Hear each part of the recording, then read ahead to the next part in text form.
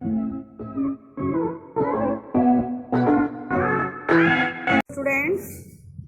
welcome to Gopali English classes. In this video, I am going to tell you the words which commonly confuse. तो आइए students, आज इस video में मैं आपको कुछ ऐसे वर्ड्स बता रही हूँ जिनसे हम अक्सर कंफ्यूज हो जाते हैं। फॉर एग्जाम्पल, आपके फ्रेंड का फोन आया, ठीक, और उसने कहा कि मेरी मम्मी आपकी मम्मी से बात करना चाहती है, तो आप बदले में क्या कहेंगे कि कैच करिए, मैं अभी मम्मी को बुलाता हूँ या बुलाती हूँ? नहीं, यहाँ पकड़े रखने के लिए कैच की जगह किसका यूज करेंगे? होल्ड का। कि जरा होल्ड रखना, मैं अभी मम्मी को बुलाता हूँ या बुलाती हूँ। तो ऐसे ही कुछ वर्ड्स हैं जिनमें माइन्यूट डिफरेंस होता है और जिन्हें हमें पता नहीं होता और हम गलत इंग्लिश बोलते हैं। तो आज से इस वीडियो को सुनने के बाद आप प्रॉपर जगह पर प्रॉपर वर्ड बोलेंगे, ऐसी मेरी उम्मीद है। तो फर्स्ट वर्ड है स्टूडेंट्स एडमिट, ADMIT, और सेकंड वर्ड है कन्फेस, CONFESS। दोनों का मतलब स्वीकार करना होता है, लेकिन दोनों में अंतर है। क्या अंतर है? देखिए, एडमिट माने होता है सत्य के रूप में स्वीकार करना। एडमिट मीन्स होता है सत्य के रूप में स्वीकार करना, और कन्फेस मीन्स होता है अपनी गलती को स्वीकार करना। दोनों में अंतर है। देखिए, एडमिट मीन्स हो गया सत्य के रूप में किसी चीज को स्वीकार करना, और कन्फेस मीन्स हो गया गलती को स्वीकार करना। For example, I admit that you are abler than I, यानी मैं इस बात को स्वीकार करती हूँ कि तुम मुझसे योग्य हो। और कन्फेस का देखिए, he confessed his guilt before the जज, उसने जज के सामने अपना दोष स्वीकार कर लिया। तो अंतर समझ में आया एडमिट और कन्फेस का। ऐसे ही स्टूडेंट्स, एमंग और बिटवीन, दोनों का मतलब होता है बीच में, लेकिन दोनों में अंतर है। एमंग का मतलब होता है दो से अधिक व्यक्ति या वस्तु के बीच में। Are you getting? दो या दो से अधिक व्यक्तियों के या वस्तु के बीच में। और बिटवीन का मतलब होता है सिर्फ दो व्यक्ति या वस्तु के बीच में। तो एग्जाम्पल के माध्यम से देखते हैं। The property was divided among 4 children, जो संपत्ति थी वो 4 बच्चों में बांट दी गई। नेक्स्ट का एग्जाम्पल देखिए, the property was divided between 2 children, यानी 2 बच्चे थे, 2 बच्चों के बीच में थी, तो किसका यूज किया? बिटवीन का। और 2 से ज्यादा के बीच में था तो किसका यूज किया? एमंग का। ये मोस्ट इम्पोर्टेंट है, आपके एग्जाम में भी आ जाता है। कॉम्पिटिटिव एग्जाम में एमंग और बिटवीन की एरर आ जाती है। नेक्स्ट है amount and number, AMOUNT। Amount कहते हैं ऐसी मात्रा जिसे एक एक करके गिना नहीं जा सकता, तो उसे क्या बोलते हैं? अमाउंट। और दूसरा होता है नंबर, NUMBER। नंबर मतलब ऐसी मात्रा जिसे एक एक करके गिना जा सकता है। तो देखते हैं example. A large amount of rice was delivered to the store house, store को चावल की काफी मात्रा दी गई। And next example is, a large number of bags of rice was delivered, यानी चावल की बहुत सी बोरियां दी गई। देखिए, चावल अनकाउंटेबल था, है ना, तो अमाउंट लगा, और यहाँ पर बोरियों को गिना जा सकता है, बैग्स को, बोरियों को, सेक्स को गिना जा सकता है। SSC के बोरा बोलते हैं और BHE बैग यहाँ पे बोरे के लिए आया है। नेक्स्ट है ऑडियंस एंड स्पेक्टेटर।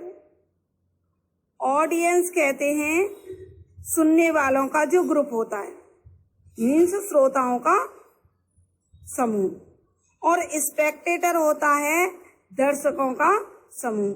जहां देखने वालों का ग्रुप होता है वहां स्पेक्टेटर बोलते हैं, और जहां सुनने वालों का ग्रुप होता है वहां ऑडियंस बोलते हैं। ठीक, अब देखते हैं example. The speaker board the audience with his long speech, यानी जो बोलने वाला भाषणकर्ता ने जब लंबे भाषण से जो सुनने वाले थे, श्रोतागण थे, वो क्या हो गए, बोर हो गए। Next example, the slow hockey game board the Spectator, यानी हॉकी के धीमे खेल से दर्शक क्या हो गए, बोर हो गए। तो देखिए ऑडियंस सुनने वाला और स्पेक्टेटर देखने वाला। Next word is better and bell, BETTER। Better mean क्या होता है, अच्छा, और बेल मीन्स क्या होता है, अच्छा। तो अब इनमें अंतर क्या है, देखिए गुड माने अच्छा, बेटर माने और अच्छा, बेस्ट माने सबसे अच्छा। ये एडजेक्टिव की कंपैरेटिव डिग्री है ना, बेटर। और वेल ये एडवर्ब है। तो बेटर का मतलब होता है पहले से कुछ स्वस्थ, यानी पूरी तरह से स्वस्थ नहीं है, पहले से कुछ बेटर है ना। और बेल का मतलब है पूरी तरह से स्वस्थ। बेटर का मतलब है पहले से कुछ स्वस्थ, यानी पूरी तरह से स्वस्थ नहीं है, और वेल का मतलब है पूरी तरह से स्वस्थ। तो आइए एग्जाम्पल के माध्यम से समझते हैं। She is better today than she was a week ago, वह एक हफ्ता पहले की अपेक्षा आज अधिक स्वस्थ है। And now the next example, in a month और 2 she will be quite well, 1-2 महीनों में वह पूरी तरह से क्या हो जाएगी, स्वस्थ हो जाएगी। Next word is climate and weather, CLIMATE and WEATHER। देखिए इन दोनों में क्या फर्क है।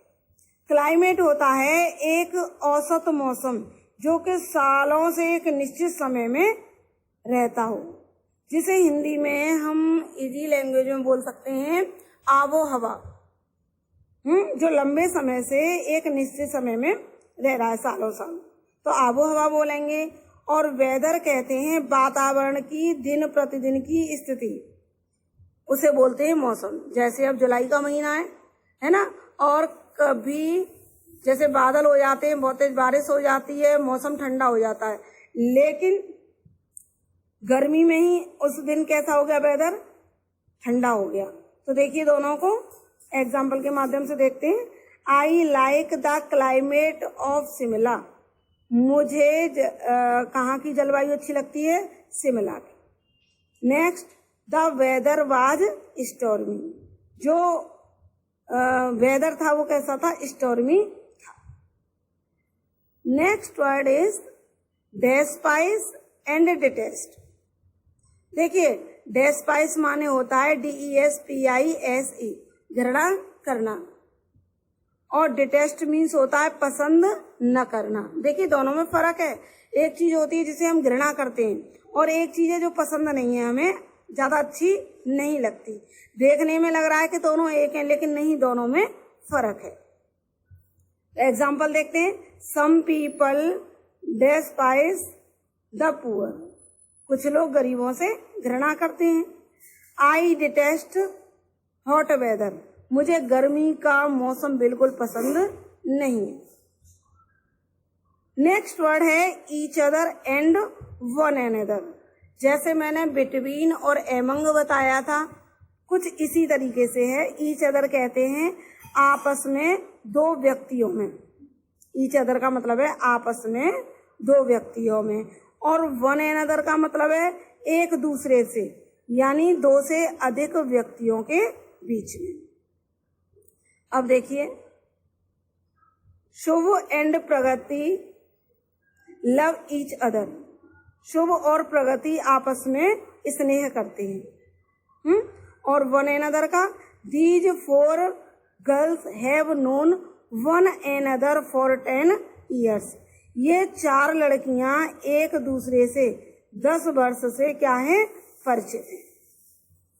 नेक्स्ट वर्ड है इफ इट वाज, और दूसरा है इफ इट वर। देखिए इफ इट वाज का मतलब है यदि ऐसा था, ये रियलिटी के लिए आता है, यदि ऐसा था। और इफ इट वर हो जाता है तो ये आ जाता है इमेजिनरी के लिए, काल्पनिक के लिए। जैसे मैं कहूँ if I were prime minister, if I were queen, if I were Elizabeth, है ना। तो ये क्या है, कल्पना करते रहते, बैठे बैठे ख्याली पुलाव पकाते रहते हैं। वहां पे इफ आई वर, काश, काश में रानी होती, काश में एलिजाबेथ होती, काश में पीएम होती। तो यहाँ रियलिटी बेस्ड नहीं होता, सब क्या होता है, इमेजिनरी होता है। तो वहां पे इफ इट वर लगाते हैं, और जहाँ रियलिटी बेस्ड होता है वहां क्या लगाते हैं, इफ इट वाज, यदि ऐसा था, इफ इट वर, यदि ऐसा होता है, नहीं ऐसा होता। तो दोनों का एग्जाम्पल देखते हैं।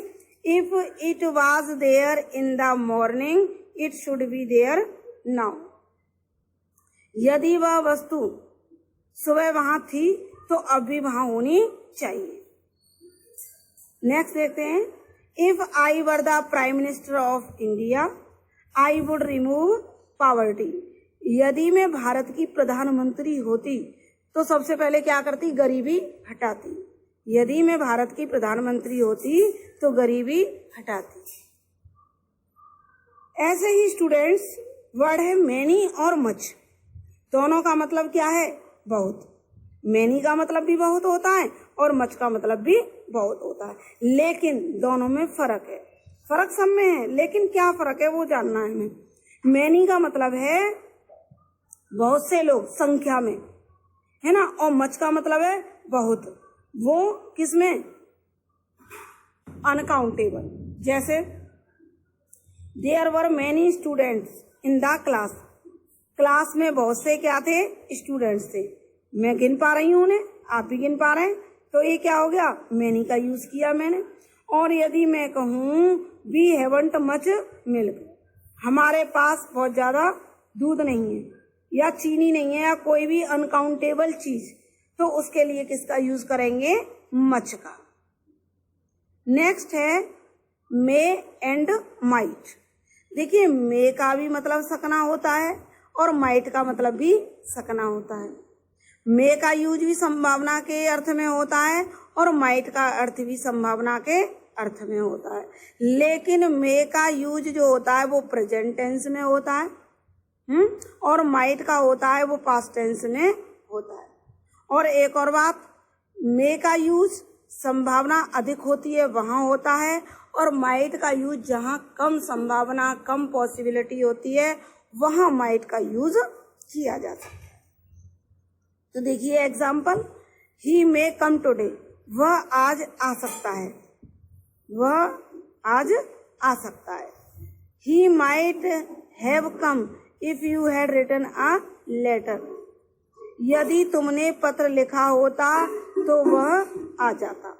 तो ये किसके लिए था, पॉसिबिलिटी के लिए। ऐसे ही स्टूडेंट, नेक्स्ट वर्ड है rob and steal, ROB, rob, and STEAL, steal. देखिए रॉब माने क्या होता है, कोई चीज छीनना, चुराना, और स्टील मीन क्या होता है, चोरी करना। देखिए इनमें फर्क है। फर्क क्या है, जब किसी व्यक्ति या वस्तु से कोई चीज बलपूर्वक, है ना, फोर्सफुली छीनी जाती है तो उसे बोलते हैं रॉब। डरा के, धमका के, दबंगगिरी से कैसे भी ली जाती है, डरा धमका के, तो उसे बोलते हैं रॉब। और स्टील कहते हैं चुपके से जाना और चुरा लाना, सामने वाले को पता भी नहीं चले। तो इसका एग्जाम्पल देखते हैं, the robbers rob wayfarers usually at night, यानी लुटेरे रात में यात्रियों को लूटते हैं। Bad boys steal books of their class fellows, जो बुरे लड़के होते हैं वो क्या करते हैं, अपने क्लासमेट्स की बुक को चोरी कर लेते हैं। तो स्टूडेंट्स ये कुछ कंफ्यूज्ड वर्ड थे। आपको स्टूडेंट्स 2-3 बार इस वीडियो को अगेन एंड अगेन देखना है, और जितना भी डिफरेंस है वो आपके माइंड में क्लियर हो जाएगा। आई होप स्टूडेंट्स आपको ये वीडियो पसंद आई होगी।